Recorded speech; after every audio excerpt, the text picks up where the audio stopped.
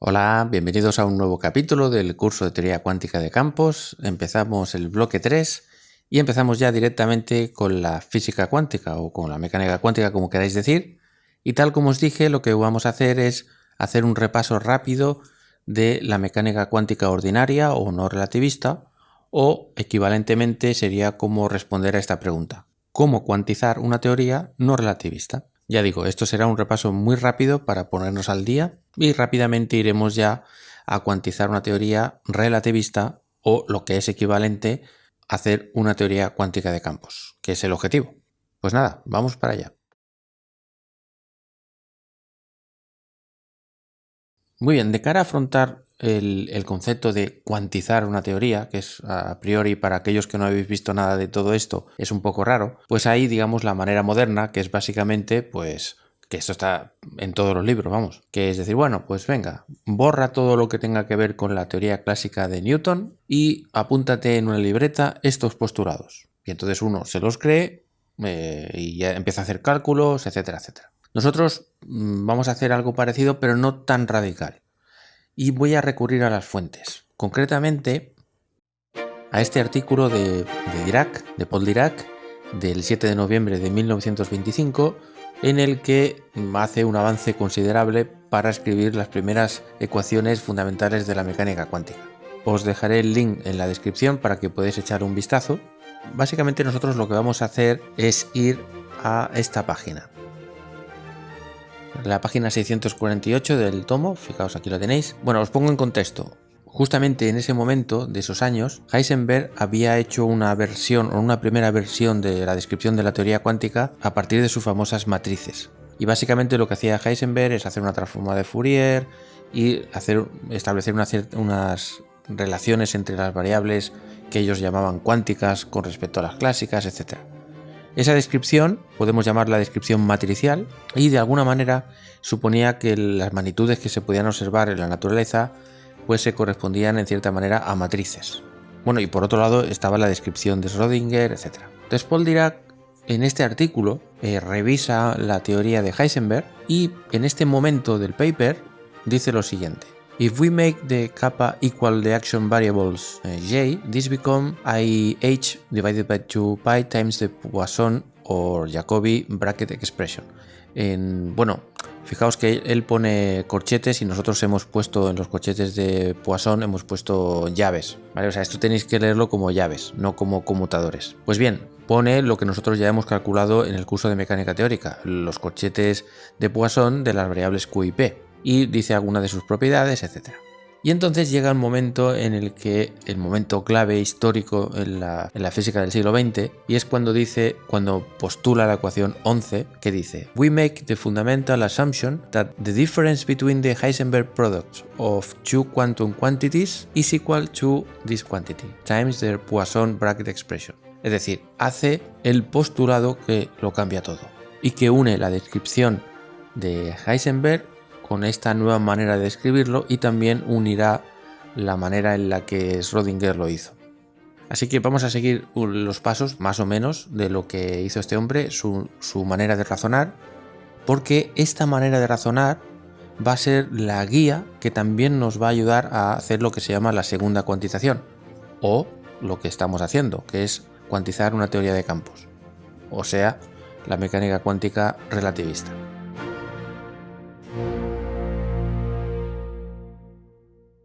Muy bien, pero vamos al lío. A ver, hay tantas maneras de empezar a explicar mecánica cuántica como profesores hay en el universo, así que voy a escoger la manera que más me gusta, y es haciendo un pequeñísimo y rápido recordatorio histórico, y podríamos decir que hay una primera etapa entre 1900 y 1915, incluso podríamos añadir hasta 1924, en donde podríamos hablar de ideas cuánticas, pero no propiamente de una teoría cuántica completa. En 1900, como bien sabéis, fue la primera vez que se introdujo algo cuántico en el sentido de algo que va por paquetes, en este caso de energía, discretizado. Y fue Planck y fue para describir la radiación del cuerpo negro. Si tenéis curiosidad por saber un poco de qué va todo esto, tengo una lista de reproducción un poco antigua en la que no sé si son unos 7 vídeos o algo así, en las que explicó desde cero cómo se deduce la reacción del cuerpo negro por Planck. A partir de aquí, en 1905, Einstein explicó el efecto fotoeléctrico precisamente con la hipótesis de Planck, imaginando que la luz en realidad en ciertos fenómenos se comporta como puntitos, como corpúsculos. Y eso empezó a poner la mosca en la nariz a los físicos de aquel entonces, que empezaban a sospechar que efectivamente esto iba un poco más en serio de lo que parecía, y que no era un mero artificio matemático como pensaba el mismo Planck. Y en estos años, entre 1915 y 1924 más o menos, aparecieron lo que podemos llamar apaños para intentar explicar la cuantización de ciertas magnitudes como la energía. Por ejemplo, las líneas del espectro del átomo de hidrógeno.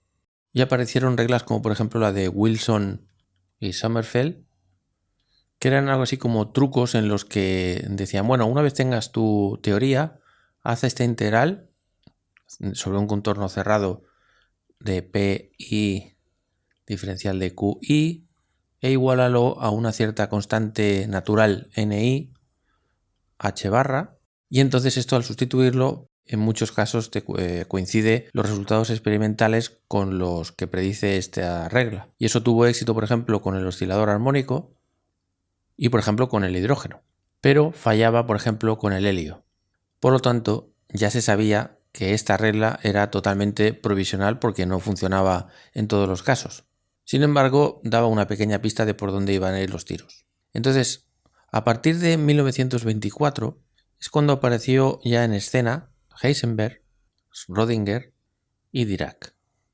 Entonces, básicamente, y reduciendo todo esto muchísimo, y además me estoy dejando un montón de gente, en fin, todo esto es un repaso ultra rápido. Bueno, pues Heisenberg intentó explicar su teoría a partir de matrices.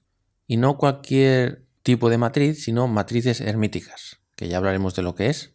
Schrödinger introdujo o se inventó directamente o postuló una ecuación diferencial que podría interpretarse como una ecuación para ondas de materia, su famosa ecuación de Schrödinger, vamos. Y Dirac, entre otras muchas cosas, en este momento lo que hizo es poner orden, que básicamente en este momento lo que significaba es que estas dos interpretaciones que parecían completamente diferentes, él vio que eran dos aspectos de la misma teoría.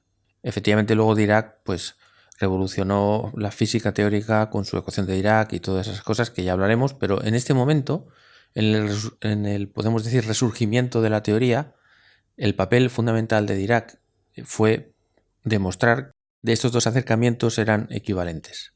Y eso ocurrió más o menos en 1925, 26, más o menos por ahí, más o menos. Bueno, hay que decir también que tengo un curso bastante completo de mecánica cuántica aquí en mi canal. O sea que siempre que queráis saber más podéis ir a esa lista de reproducción y aprender sobre cualquier cosa. Seguramente iré poniendo alguna referencia para profundizar a medida que explique, pero bueno, vamos a intentar igualmente hacer ver como si eso no existiera y hacer por lo menos un repaso ultra rápido de las herramientas que vamos a necesitar precisamente para eso, para cuantizar la teoría de campos.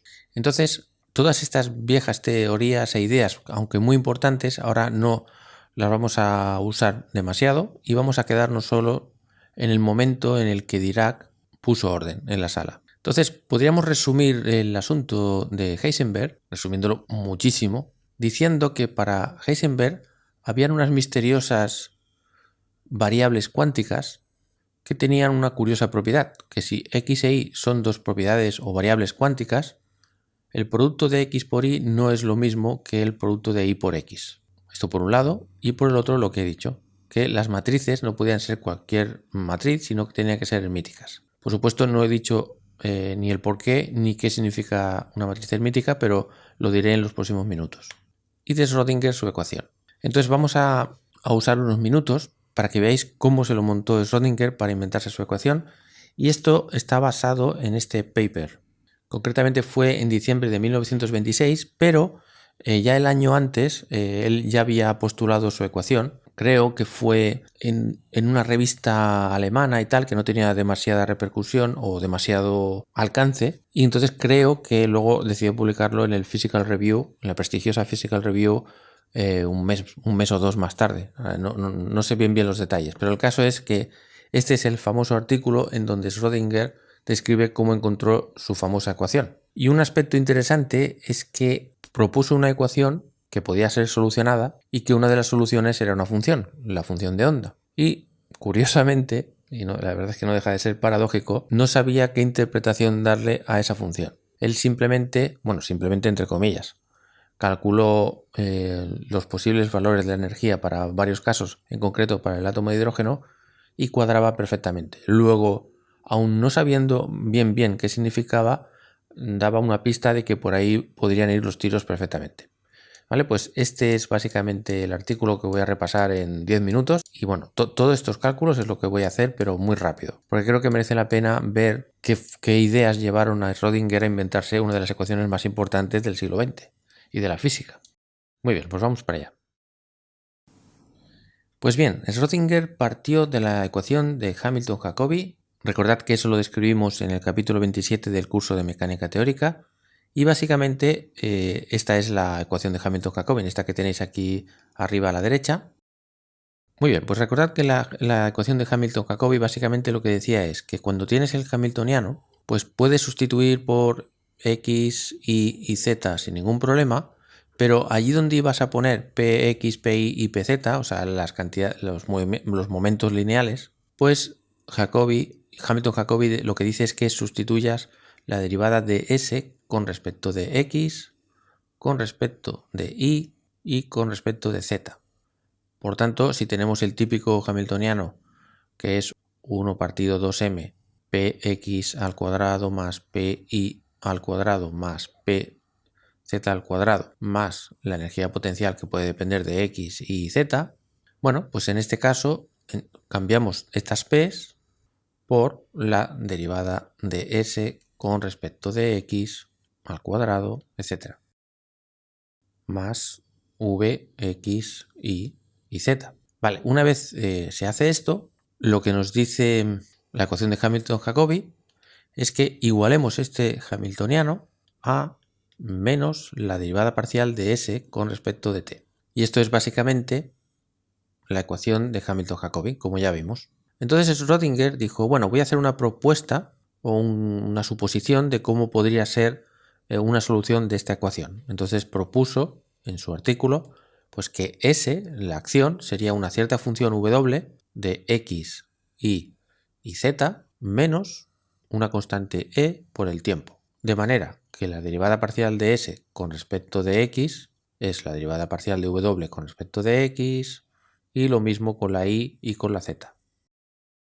Y por otro lado, la derivada de S con respecto de T sería igual, en este caso, a menos E. Por tanto, si sustituimos esta propuesta de solución aquí, pues simplemente nos queda pues 1 partido 2m y estas derivadas. Luego, por otro lado, dijo, esto lo puedo interpretar de la siguiente manera. Imaginemos que el tiempo es 0. Entonces nos queda que S es igual a W, X, y Z.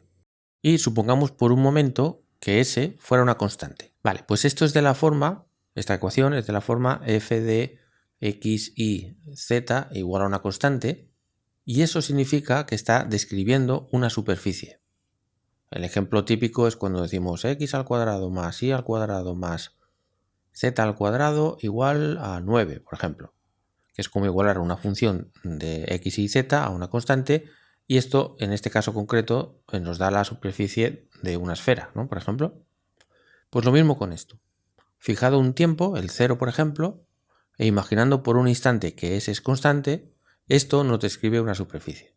Entonces, imaginad que estamos hablando de esta superficie. Pues bien, esta superficie le podemos asignar el valor de S, entre comillas, porque nos está diciendo que toda esta función vale S. Y además es en el tiempo 0. Pero vayamos más lejos e imaginemos que realmente es una constante en todo momento. ¿Eso qué querría decir? Pues que cuando pasara, por ejemplo, un segundo, entonces tendríamos esta misma constante igual a W menos E, porque como ha pasado un segundo, pues tenemos que poner un 1 aquí. Y esto representa otra superficie. Pongamos, por ejemplo, esta. Y esto sería la misma S, por tanto, como va a ser la misma S para todo el mundo, lo borro y simplemente digo que esto es para el tiempo 0 y esto es para el tiempo 1. Y así sucesivamente, pues podemos hacer lo mismo que hemos hecho para el tiempo 0, pues podemos hacerlo para el tiempo 1, para el tiempo 2, para el tiempo 0,5, etcétera, etcétera. Por otro lado, recordemos que este señor ha sustituido a el momento en X, lo mismo con este señor y lo mismo con este señor. En este caso PI y en este caso PZ. Y de hecho esto es algo que ya hicimos. Si os acordáis son las fórmulas estándar de la teoría de Hamilton-Jacobi. La derivada de la acción con respecto de la X es igual a la P. En este caso concreto, como hemos seleccionado este tipo de solución, además de ser parcial de S con respecto de X, también es la derivada parcial con respecto de X de W. Por tanto, podemos decir algo así como que el vector P es la derivada de W con respecto de X, con respecto de Y y con respecto de Z. Pero esto es lo mismo que el gradiente de W. Y esto representa un vector normal a la superficie. Y además, en este ejemplo concreto, P es la masa por la velocidad de la partícula. Por lo tanto, sacamos la conclusión de que la velocidad de la partícula es igual al gradiente de W dividido entre la masa. Entonces, ¿qué resulta de todo esto? Pues que por un lado tenemos el vector velocidad y por otro lado tenemos que ese vector, como es proporcional al gradiente de W, pues ya sabemos del cálculo de varias variables que hicimos cuando éramos pequeños, que el gradiente de una función igual a una constante implica la obtención de un vector que es normal, como he dicho. O sea que, en cierta manera, si representamos esto de perfil para que se vea más claro, aquí tenemos una superficie, aquí tenemos otra superficie, esto es para el tiempo 0, tiempo 1, tiempo 2, pues el vector velocidad, por ejemplo, aquí en este punto, pues es un vector que es perpendicular a esta superficie, aquí también, pero aquí también, etc. Ya digo que todos estos vectores, que hay un vector por cada punto de esta superficie, bueno, pues es el vector velocidad. Luego, por otro lado, lo que supuso Schrödinger es imaginarse que esto era una onda, por supuesto ficticia. O sea, esto no olvidemos que es una partícula puntual que se está moviendo bajo una fuerza, o sea que aquí no hay ondas ni nada. Sin embargo, él dijo, bueno, imaginemos que por un momento hay una onda ficticia por ahí y entonces vamos a imaginar que S es la fase de esa onda. Recordad que en una onda, no sé, por ejemplo, una onda de este estilo, por ejemplo, seno de omega t menos kx, a lo que hay dentro, al argumento del seno o del coseno, a eso se le llama fase. Para saber los frentes de onda, es decir, los puntos, por ejemplo, más altos, por decir algo, o los más bajos, da igual, lo que se hace es igualar esto a una constante. ¿Vale? O sea, estamos haciendo Schrödinger hizo lo mismo. Imaginar que esto es una fase, poner la constante y sacar sus conclusiones a partir de eso. Entonces, si S es una especie como de fase y poniéndolo igual a constante significa que estamos describiendo los frentes de una onda ficticia, entonces él dijo, bueno, si diferenciamos, por cierto, aquí me falta el tiempo, porque el tiempo es aquí, vale, porque antes he puesto que el tiempo era 1, pero si el tiempo es 2, el tiempo es 3, el tiempo es lo que sea, pues aquí irá una t. Bueno, esto que hay aquí, que se me había olvidado poner la t esta. Pues bien, si diferenciamos esta ecuación, como esto es una constante, daría 0, luego daría la diferencial de esta función menos e, que es una constante, por el diferencial de t. Y luego, por otro lado, el diferencial de w, como el diferencial de cualquier función, pues es la derivada de la función con respecto de x por diferencial de x más lo mismo con la y la z. O sea, el gradiente de w por diferencial de r. Pero esto, como es un producto escalar, es el módulo de el primer vector por el módulo del segundo vector, vamos a ponerlo así, por el coseno del ángulo que formen. Entonces imaginad que estamos, por ejemplo, mirando el cambio de W en esta dirección, por ejemplo. Esto sería alfa.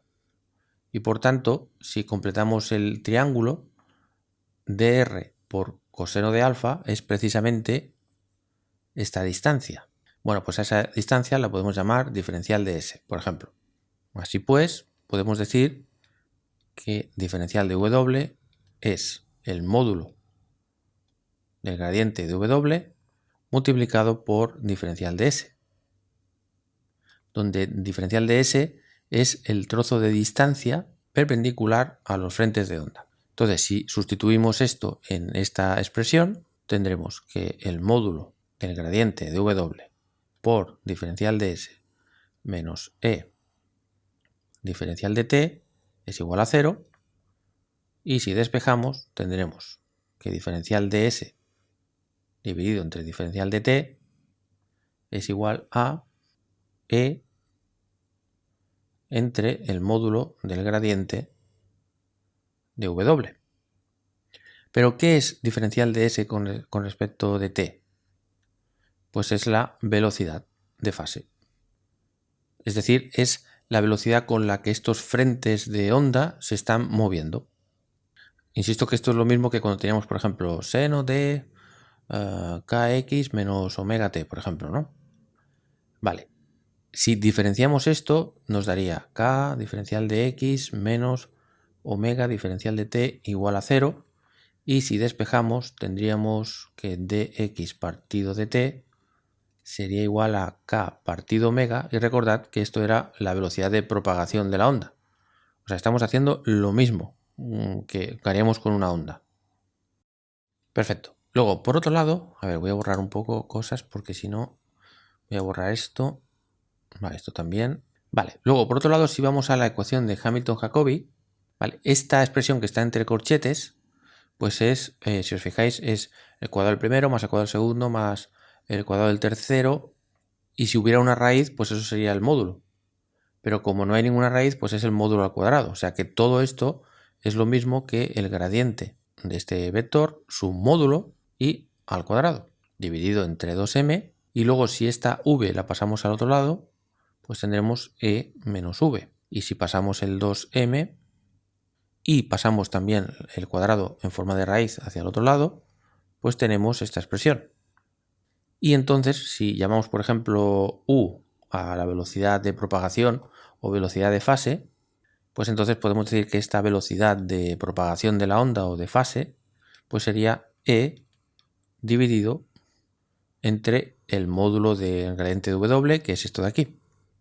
Entonces, el último paso es el gran salto, porque de momento lo único que estamos haciendo es reformular pues Newton, una partícula que se está moviendo y tal, pero simplemente descrito con la formulación de Hamilton-Jacobi, pero esto no deja de ser una partícula moviéndose a una cierta velocidad bajo un potencial. El verdadero salto que hizo Schrödinger es cuando dijo, bueno, pues vamos a imaginar que tenemos una función que puede depender del tiempo y de la posición y que tiene la forma e elevado a i h barra s. Y vamos a imaginar que esta onda es de verdad, existe. Y la suposición aquí es que es una onda cuya fase viene determinada por la acción clásica de toda la vida. Bueno, el hecho de que aparezca h barra es por varias razones. La primera es porque estaba intentando describir un proceso cuántico y por tanto esta constante aquí marca las escalas en donde esto se puede aplicar. Y por otro lado, h barra tiene dimensiones de acción igual que la s, por tanto hace que esto de aquí arriba no tenga unidades, que es lo correcto. Y entonces lo que dijo Schrödinger es que si esto realmente es una onda, debería satisfacer las ecuaciones de las ondas. ¿Y cuál es la ecuación de onda de toda la vida? Pues que el gradiente al cuadrado de la función que se supone que es una onda menos 1 partido la velocidad de propagación al cuadrado multiplicado por la segunda derivada de la función con respecto del tiempo al cuadrado tendría que ser 0. Muy bien, pues vamos a ver. Vamos a dejar este término intacto de momento y vamos a sustituir 1 partido u al cuadrado, que será e al cuadrado, y la raíz se va con el cuadrado, por tanto 2m e menos v. Y luego vamos a hacer la segunda derivada de esta señora con respecto de t, así que primero hacemos la primera derivada, entonces dará ella misma multiplicado por la derivada con respecto del tiempo, pero bueno, sin que se me olvide el i partido h barra, y la derivada de s con respecto de t, recordad que era menos e. Si ahora volvemos a derivar con respecto del tiempo, esto como es una constante se va a quedar igual, por tanto menos i h barra se queda exactamente igual, y la derivada de esto vuelve a dar esto otra vez, por tanto será psi i h barra menos e. O sea que al final tendremos un h barra por aquí abajo, y por i es menos 1, con este menos es más, y con este es menos, y e por e al cuadrado, y la psi. Por lo tanto, eso es lo que tenemos que copiar aquí. Nos va a dar, bueno, este menos con este menos va a ser un más. Tenemos e al cuadrado, h barra al cuadrado, psi, y esto debería ser igual a 0. Entonces, este e cuadrado se va con este e cuadrado. Esta h barra cuadrado la colocamos aquí. Multiplicamos todo por h barra cuadrado. Así que eso significa que va a aparecer por aquí y se va de aquí. Dividimos todo entre 2m. Multiplicamos por e y multiplicamos por v. Multiplicamos todo por menos 1. Menos, menos y más. Y ahora pasamos este señor al otro lado sumando. Y voilà, tenemos la ecuación de Schrödinger.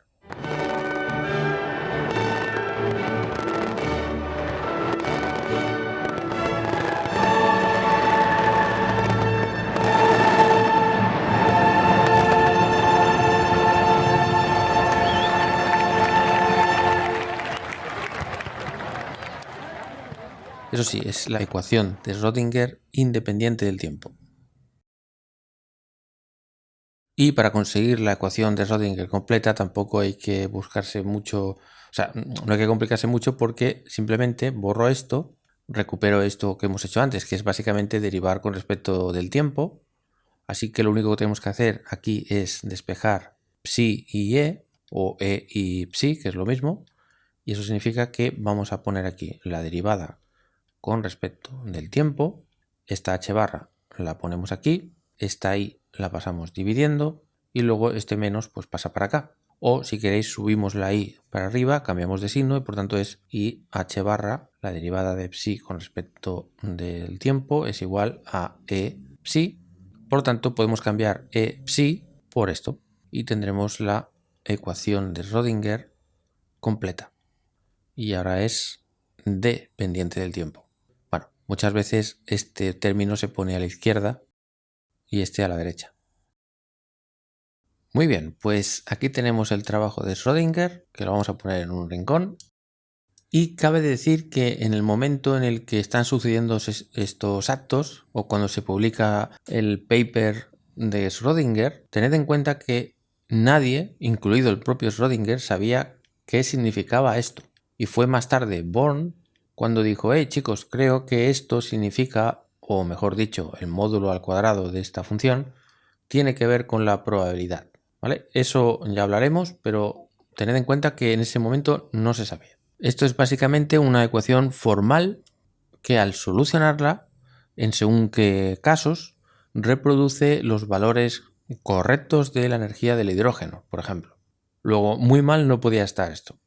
Vale, pero volvamos a Heisenberg con su teoría de variables cuánticas con matrices hermíticas, variables que no conmutan y tal, e intentemos ponernos en la mente de Dirac, pues viendo, bueno, lo típico, ¿no? Viendo como un investigador de su tiempo, mirando qué es lo que acababa de hacer Schrödinger y qué es lo que había hecho Heisenberg y tratar de ver si esto tenía que ver una cosa con la otra o no, etcétera, ¿no? vamos a recordar lo que os dije en el capítulo 20 del curso de mecánica teórica. Y básicamente os dije que una vez os definí los cochetes de Poisson, pues si considerábamos que las magnitudes o las variables en cuestión no conmutaban, o sea que no es lo mismo A, B que... Uy, he puesto BC.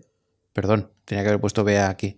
Bueno, que AB no es lo mismo que BA, entonces, para construir una magnitud, una especie como de corchete o algo parecido a lo de Poisson y que cumpla todas las propiedades de Poisson, inevitablemente eso nos conduce a una constante universal multiplicado por precisamente AB menos BA. Este teorema, en el único sitio donde lo he visto es en el famoso libro de Quantum Mechanics de Paul Dirac, que no sé si lo escribió en los años 30, ahora no recuerdo, y en sus páginas se puede encontrar la demostración de ese teorema. Si no queréis buscar tan lejos y queréis ver una resolución detallada y con lenguaje moderno, pues en la descripción de este vídeo, si vais aquí a patreon.com /Montilivi, pues aquí podéis encontrarla resuelta en vídeo.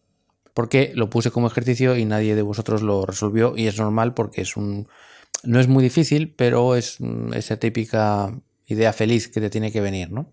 Que por cierto os recuerdo a aquellos de vosotros que sois Patreons que os deis de baja del canal de Javier García de Patreon, es decir, que os deis de baja del canal antiguo patreon.com/Javier García, que es, o sea, fijaos que muchos ya se han dado de baja, pero aún quedan 135 personas despistadas que aún no lo han hecho, y os recomiendo que lo hagáis lo antes posible porque estamos a 26 de septiembre de 2019 y ya mismo habrá la nueva cuota, y entonces para evitar tener que pagar 2 veces o algo así, pues mejor que os deis de baja y os deis de alta en la otra para solo pagar una mensualidad, o sea, aunque sea $1 o $2 lo que aportéis, pues que no lo cobren 2 veces, ¿vale? Y para encontrar la explicación de por qué me cambio de canal de Patreon, pues simplemente cuando accedáis a vuestra cuenta vieja veréis que os mandé un mensaje donde os lo explico todo. Pues bien, volviendo al tema, de lo que se dio cuenta Dirac es que en cierto límite, la teoría de Heisenberg, es decir, que x por y menos ix, que no es cero, en un cierto límite es proporcional a los corchetes de Poisson. Esto es de lo que se dio cuenta Dirac. Entonces, por un lado teníamos que estas x e y provienen de intentar cuantizar una teoría y por otro lado esto viene de la mecánica clásica. Pero además Dirac también sabía el teorema que os acabo de decir. Básicamente lo sospecho porque aparece en su libro, que si queremos construir algo parecido a los corchetes de Poisson y que tengan las mismas propiedades y que además, como he dicho repetidamente, AB no sea lo mismo que BA, esto nos conduce a que la única expresión que podemos considerar es una constante universal multiplicado por AB menos BA. Entonces, claro, lo vio todo claro en su mente. Por un lado tenemos una relación cuántica, entre comillas, por la teoría de Heisenberg. Por otro lado, él en su paper demuestra que en un cierto límite razonable esto es lo mismo, o se puede calcular, o es proporcional a los corchetes de Poisson. Y por otro lado, sabe que los corchetes de Poisson, o cosas similares a los corchetes de Poisson, se expresan como una resta de AB menos BA que se parece un montón a esto. Claro, juntando todas las piezas, pues lo que está claro, o lo que él vio claro, es que si x e y son variables cuánticas, que insisto que aún no sabemos lo que es, pero lo sabremos enseguida. Estoy imitándoles a ellos, ¿no? Imaginando que no sabemos lo que son, pero son variables cuánticas en algún sentido. Bueno, el sentido que ellos le daban era básicamente que no conmutaban. A eso le llamaban cuántico. Pues bien, estas variables cuánticas tienen que ser igual a una cierta constante k desconocida por el corchete de Poisson. Y sí que es cierto que en el artículo de Dirac supo que K tenía que ver con H barra, y esto provenía de ideas viejas de lo que os he dicho antes, ¿no? De antes de... Uy, he puesto 1294. Perdón, 1924. Esto. Bueno, pues de ideas anteriores a 1924, pues sabía que había unas técnicas y tal, y con esos argumentos dijo que esto tenía que ver con H barra y le tuvo que poner una I para cuadrarlo con la teoría de Heisenberg. Igualmente os voy a dar un argumento para matizar un poco este razonamiento, porque claro, como no os he explicado las reglas antiguas y tampoco hemos estado haciendo historia completa y tal, pues quedaría un poo raro poner aquí IH barra así porque sí. Bueno, antes de borrar todo esto, os recalco que esto de aquí era, digamos, para hacer consistente todas las cosas que tenía en su mente Dirac y también consistente con Heisenberg. De momento Schrödinger aún no entra en juego, entrará enseguida, pero de momento estamos solo cara a cara entre Dirac y Heisenberg. Entonces copiamos la expresión esta de aquí, que es más o menos lo que hay escrito en el paper de Dirac, sin especificar cuánto vale esta K. Vale, pues entonces vamos a explicar con unas argumentaciones extra que voy a añadir por qué tiene que aparecer una I y por qué tiene que aparecer una H barra. Empezamos por lo más fácil, que es H barra, y tiene sentido que aparezca por una sencilla razón. Porque si H barra tiende a 0, ojo, H barra es una constante y no puede tender a nada porque solo las variables pueden tender a algo. Pero esto tenéis que cogerlo con pinzas en el sentido de que si las energías o las acciones o las magnitudes con las que estamos trabajando son macroscópicas, o sea, son enormemente grandes comparados con este numerito, entonces la variancia es que es una teoría clásica de toda la vida, y entonces en una teoría clásica de toda la vida, pues x por y es lo mismo que y por x, o lo que es lo mismo, esto daría 0, si estamos en el régimen clásico. Entonces una manera de incorporar estas ideas es poniendo en vez de k, h barra. De manera que si h barra es pequeño con respecto a las magnitudes macroscópicas, pues esto prácticamente será 0 y recuperamos lo de siempre, el sentido común, que las variables conmutan entre sí. Y ahora vamos a explicar el tema de por qué tiene que aparecer una I.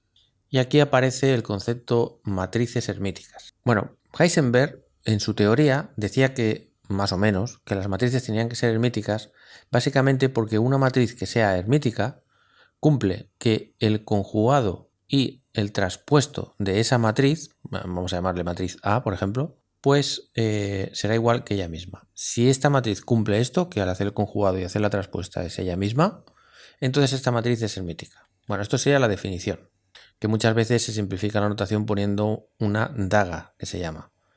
O sea, una especie como de cruz, digamos, ¿no?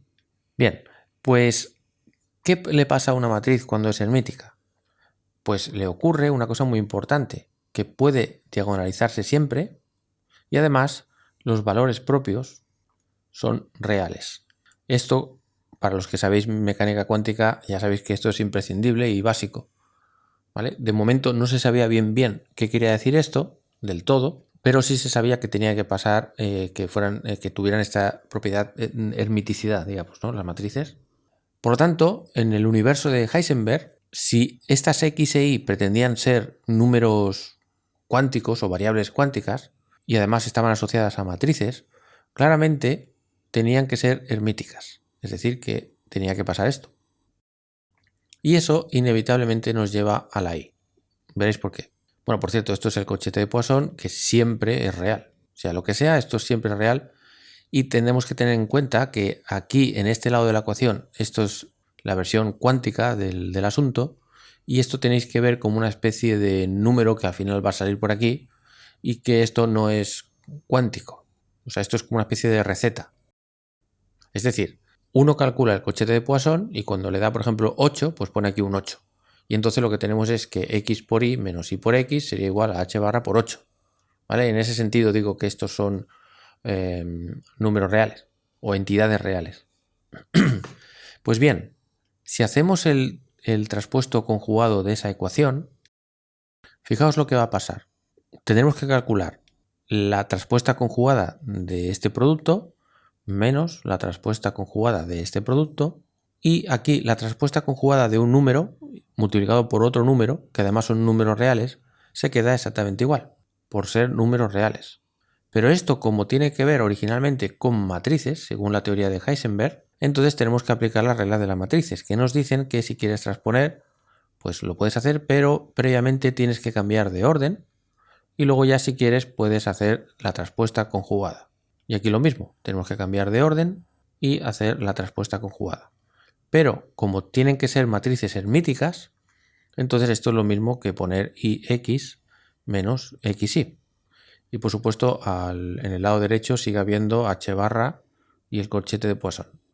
Y si cambiamos de signo toda la ecuación, tendremos xy menos ix igual a menos h barra xy.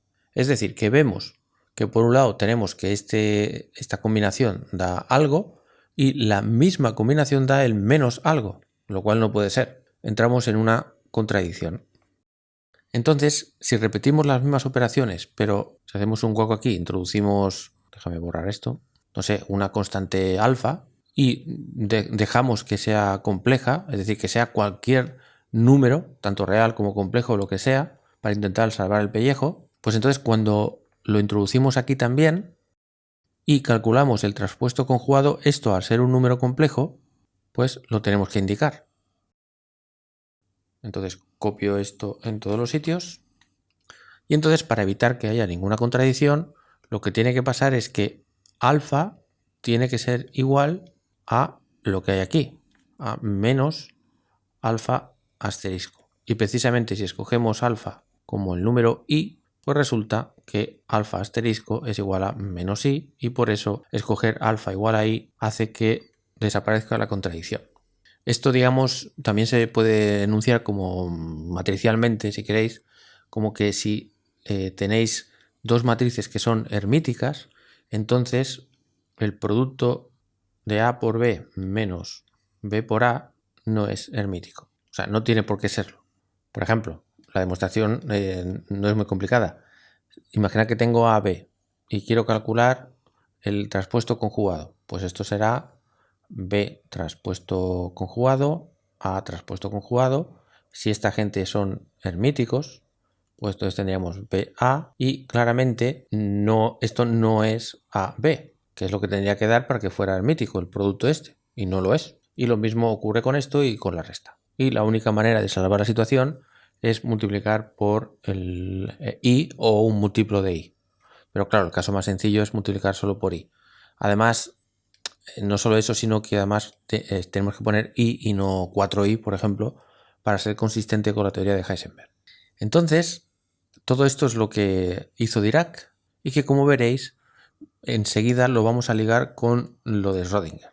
Y también, de paso, pues espero haber solucionado la duda que seguro que más de uno que está viendo este vídeo seguro que se ha preguntado alguna vez o le han preguntado, oye, pero ¿por qué tenemos que describir la mecánica cuántica con complejos?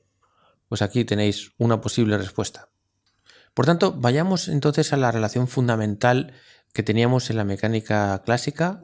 Recordad que el corchete de Poisson entre dos variables Q y P, de tal manera que P estaba calculada como la derivada del lagrangiano con respecto de Q, y entonces decíamos que Q y P eran variables conjugadas.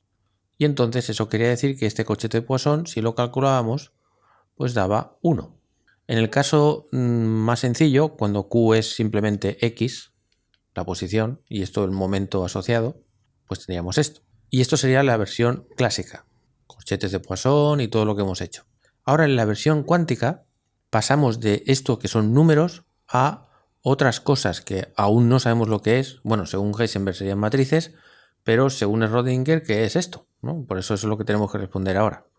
En cualquier caso, pasa a la categoría de variable cuántica, sea lo que quiera decir eso, y tendremos que xp menos px pues va a ser igual a i h barra, según estoy mirando aquí, y luego el corchete de Poisson, clásico de toda la vida, de x con p, que es 1.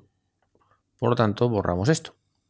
Y Dirac, no sé si en este artículo o más adelante, se inventó los corchetes para describir esta cantidad, xp menos px. Y como bien sabéis, a estas cosas se le llaman conmutador. O sea, conmutador es poner dos corchetes y identificar eso como la definición de xp menos px. O sea que en general un conmutador pues, se define como AB menos BA. Entonces, ¿qué es lo importante de todo esto? Lo importante es que si tienes una teoría clásica y vamos a imaginar que tienes un lagrangiano, de la teoría clásica. Bueno, o mejor dicho, ya iremos con la teoría de campos. De momento vamos a hablar de un número finito de grados de libertad, porque primero empezamos un momentito por lo más básico y luego ya vamos directo de cabeza a la teoría de campos. Entonces, imaginad que tenemos un lagrangiano y que por tanto podemos construir los momentos conjugados de las variables en cuestión. En este caso, pongamos que es x y esto. Pues una vez tienes identificadas las variables conjugadas, lo único que tienes que hacer para ir al mundo cuántico es suponer que ahora estas cosas van a ser variables cuánticas, que enseguida le voy a llamar de otra manera, pero de momento no lo hago, tardaré unos minutos aún, pero no mucho. Bueno, pues para la versión cuántica, según Dirac, y según la versión moderna vigente a día de hoy, para ir al mundo cuántico, la traducción del corchete de Poisson es esta de aquí. Y entonces, en general, ya habéis visto el asunto, ¿no? O sea, lo he borrado, pero digamos, si tienes AB menos BA igual a IH barra corchete de Poisson a B, pues entonces, si reescribimos esto en forma de conmutador, pues esta sería la receta. O incluso también lo podéis pensar de esta manera. O sea, equivalentemente podemos pensar que si en el mundo clásico los corchetes de Poisson de A con B da C, pues en el mundo cuántico la traducción sería que el conmutador de A con B pues va a dar IH barra, y esto de aquí es lo que ponemos aquí y por tanto pondríamos C. ¿Vale? Esto es otra opción. Lo apunto por aquí. Y esto se llama cuantización canónica. Es decir, pasar del corchete de Poisson a B igual a C a esto de aquí. Perfecto. Pero claro, para poder continuar con todo esto, necesitamos una cosa básica, que es saber qué narices significa que X y P, por ejemplo, sean variables cuánticas. Si Heisenberg estuviera oyendo esta pregunta, diría, hombre, pues matrices hermíticas, y es correcto. Pero, ¿y en la versión de Schrödinger, cómo cuadra esto con esto? Pues eso es precisamente lo que vamos a hacer justo ahora. Bueno, alguien que estuviera escuchando podría decir algo así como lo que voy a decir ahora, ¿no? Recordemos que esto es una función de onda y que las variables que tiene, vamos a hacerlo en una sola dimensión espacial, pues es psi del tiempo y de la x. Y aquí esto es h barra cuadrado partido 2m, y en una sola dimensión pues sería la segunda derivada con respecto de x al cuadrado, que es el gradiente, el laplaciano en una dimensión, de la función de onda, más el potencial, que solo depende como mucho de x, por la función de onda, que nuevamente t y x. O sea, dicho de otra manera, ¿dónde está p aquí?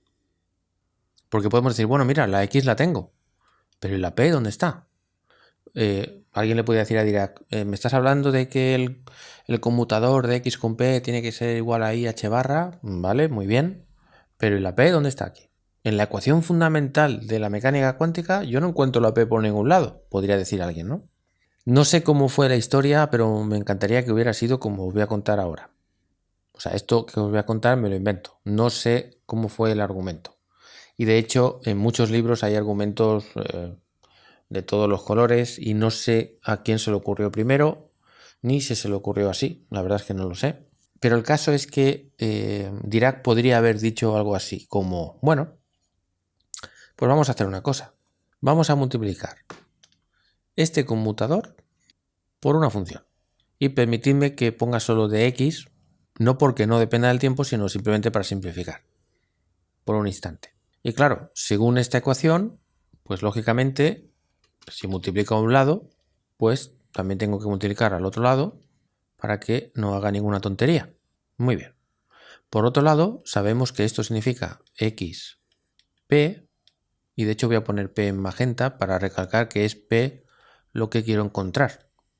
Y todo esto multiplicando a psi, igual a IH barra psi. Por tanto, esto tendremos que será x por p psi menos p X psi igual a I H barra psi. Y recordemos que estamos tratando de darle algún significado a esa P que no aparece por ningún sitio.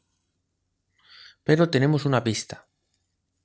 Sabemos que si sacáramos factor común de aquí, esta función, nos quedaría algo así. Y esto, como está al lado del potencial, quizá esto tenga algo que ver con la energía cinética. Y como la energía cinética es P al cuadrado partido 2m, pues quizá la P esté por aquí. Quizá la P tenga algo que ver con una derivada. ¿Vale? Pues por muy extraño que parezca, pues vamos a probar.